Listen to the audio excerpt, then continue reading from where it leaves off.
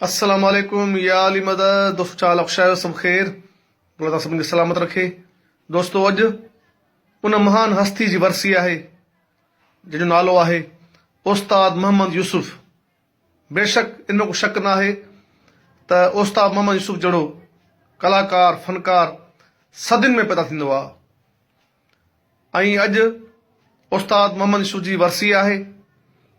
मां उन जे लाइ दुआ गो आहियां।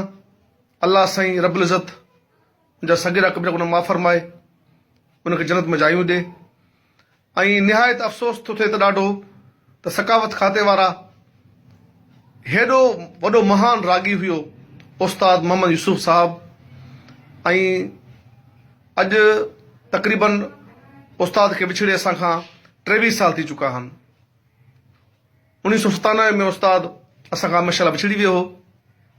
अॼु 23 साल, अॼु 23वीं वरसी आहे उस्ताद जी। पर अफ़सोस आहे सकावत खाते वारा अलाए कहिड़ी जेको आहे सो दुनिया में आहिनि जो हेॾे वॾे महान कलाकार जी वरसी बि नथा मल्हाइनि। अफ़सोस आहे निहायती। दोस्तो तव्हांखे मां ॿुधाईंदो हलां त उस्ताद मोहम्मद यूसुफ जेको आहे मुंहिंजो फेवरेट फनकार आहे। ऐं मां बचपन खां वठी उस्ताद मोहम्मद यूसुफ सां तमामु घणो प्यारु कंदो आहियां, उनजे घराणे सां प्यारु कंदो आहियां, मोहबत कंदो आहियां। ऐं उनजे लाइ दुआ आहियां त अल्लाह साईं उनखे जन्नत में जायूं ॾे।